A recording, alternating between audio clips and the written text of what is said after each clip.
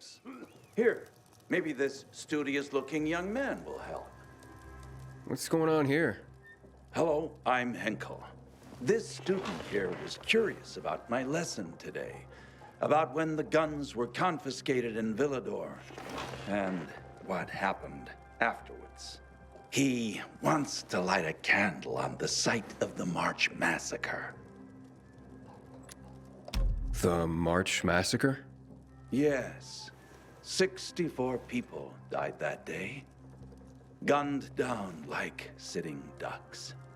If you want to know more, you should go and see for yourself. Why can't he? No one can leave the building while school is in session. Children shouldn't walk around the bazaar on their own. I thought you'd be more worried about them falling into a dark zone. Oh, kids nowadays are too smart to fall into a silly hole. Anyway, could you light a candle for him, young man? You might learn something yourself. Sure, though I was pretty lousy at history. History is boring when someone tells you about it. It starts being fascinating when you can touch it. Touch it? Yes. Take this candle and go to the monument of the World Art Congress. Or what's left of it. It's close by. Contact me when you get there.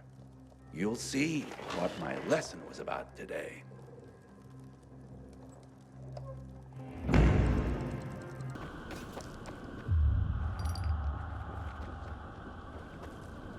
What happened here? That is where the riots started.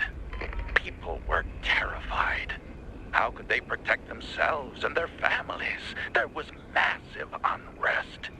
So, a curfew was put in place, and homes were raided to ensure no one was hiding any weapons. Punishment for those who didn't comply was quite severe.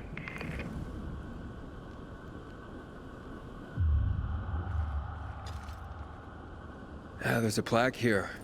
Oof, a lot of names on it. Are those the victims of a massacre? Yes, 64 names. Things was starting to get pretty bad outside the walls around then, and the army needed more weapons. So they confiscated the civilians' weapons. Private ownership of any sort of firearm and its ammunition was forbidden thereafter.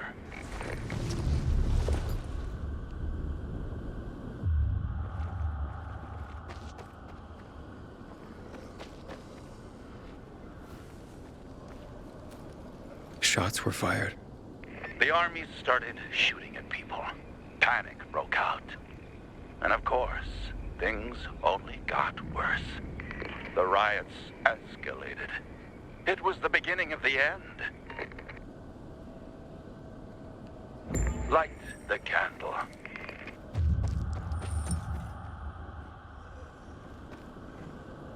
So you're saying that Pratt made a bad call, taking people's guns away? Hard to know for sure, but it didn't end well for anyone.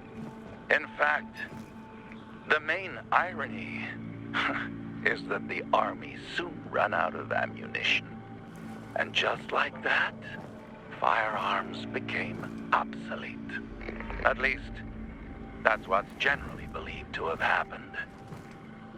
Now, you'll hear some folks claim that Pratt kept a secret stash of ammunition somewhere in the city. But if so, he took that secret to the grave. So I guess we'll never really know. And that's the thing about history. We rarely ever really know. It's not a hard science. History is fragile as the passing of time. It takes the vigilance of people like myself to make sure it's not rewritten to suit the whim of each new generation's self-righteous fight. The duty of remembrance.